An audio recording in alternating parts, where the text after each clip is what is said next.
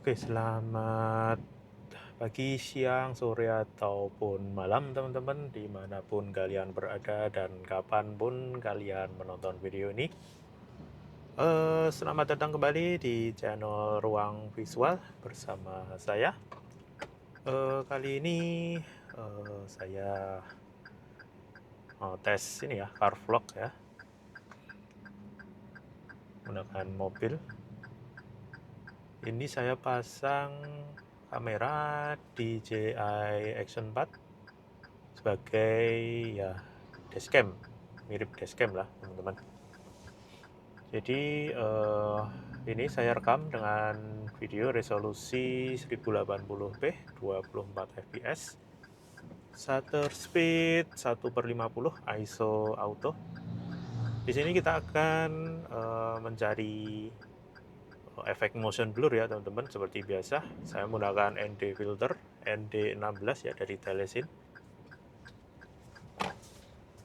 ND16 karena untuk di situasi seperti ini paling cocok memang ND16 ya teman-teman. Jadi kalau teman-teman ingin mencari ND filter yang satuan ya, bukan yang set, itu ada baiknya teman-teman ambil yang ND16 karena filter ini yang ND16 ini saya rasa paling sering digunakan. Saya paling sering menggunakan ND16 ini ya teman-teman dibandingkan ND8 ataupun ND32.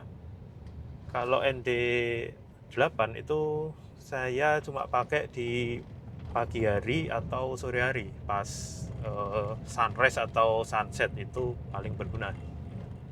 Untuk ND32 itu kalau enggak di siang bolong yang benar-benar panas ya, jam 12 itu enggak pernah saya pakai teman-teman. Jadi jarang banget saya pakai yang ND32. Yang paling sering itu saya pakai ND16. Untuk filter CPL itu juga jarang saya pakai ya teman-teman. Karena itu fungsinya cuma untuk apa ya? Menghilangkan refleksi cahaya yang berlebih ya, misal di pantulan cahaya matahari di air atau di kaca, itu cocok untuk digunakan filter CPL. Saya lebih sering pakai filter ND ya, karena untuk motovlog atau car vlog seperti ini untuk mendapatkan efek motion blur. Jadi buat teman-teman yang mungkin belum tahu apa itu efek motion blur, ya itu efek yang seperti blur ya di kiri kanan ketika kita berjalan seperti ini.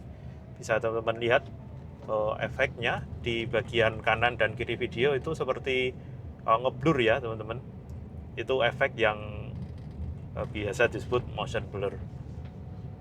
Untuk mendapatkannya kita harus menggunakan rumus shutter speed 2 kali frame rate. Jadi kalau misal teman-teman menggunakan frame rate 25 fps, shutter speednya harus 1/50, itu wajib teman-teman. Jangan di bawah itu dan jangan di atas itu. Nah kalau 1/50 digunakan di siang hari ini dengan ISO terkecil sekalipun, ISO 100 ya misalnya teman-teman, itu masih over exposure. Nah solusinya yaitu menggunakan ND filter. Jadi itu ya teman-teman fungsi dari ND filter sebenarnya. Jadi ND filter itu bukan buat membuat gambar atau videonya jadi warnanya epic ya teman-teman, bukan. Itu cuma untuk mengurangi cahaya aja, titik, sampai itu aja. Nah untuk warna itu ya nanti bisa di color grade sendiri ya teman-teman, sesuai dengan selera teman-teman. Kalau saya biasa menggunakan CapCut ya, CapCut PC. Seperti di video ini saya rekam menggunakan format warna D-Log ya teman-teman, bukan yang normal. Jadi ini nanti videonya saya upload, saya import di CapCut PC.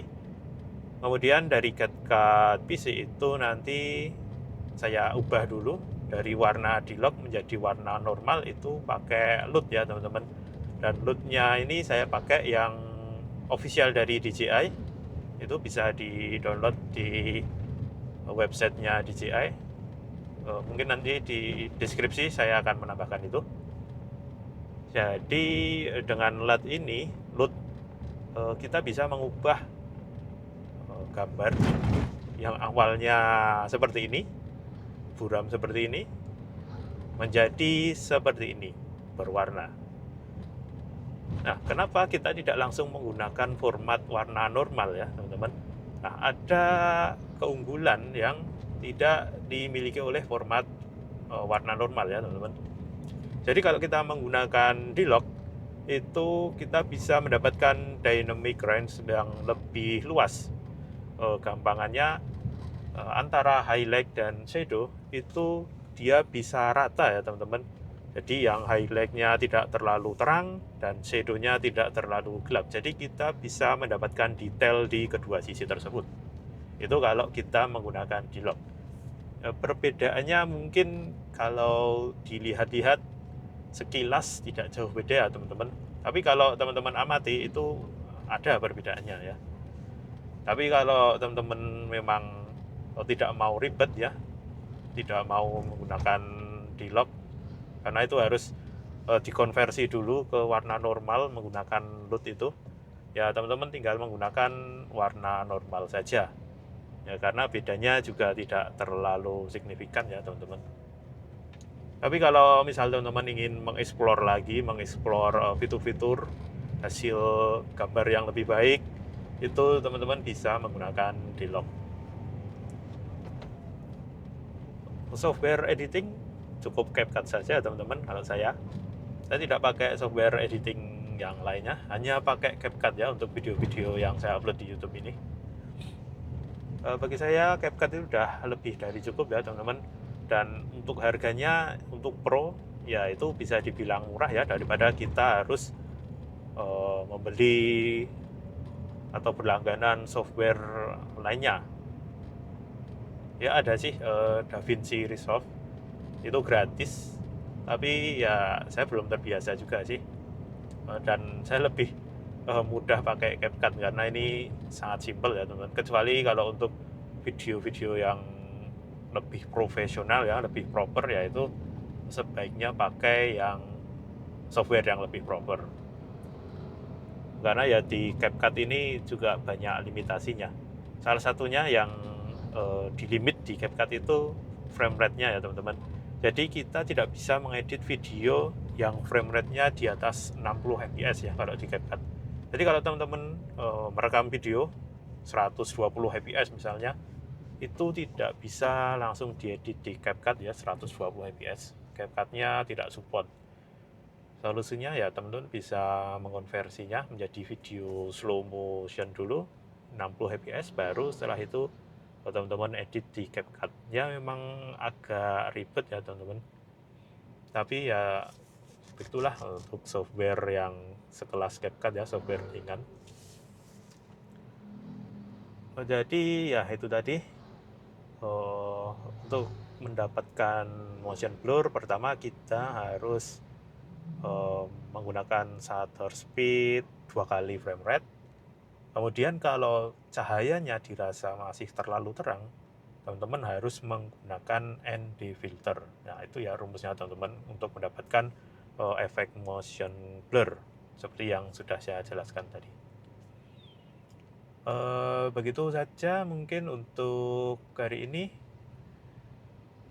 Untuk tutorialnya nanti menyusul ya, teman-teman, karena lebih mudah membuat video seperti ini ya daripada harus membuat video tutorial menjalankan software.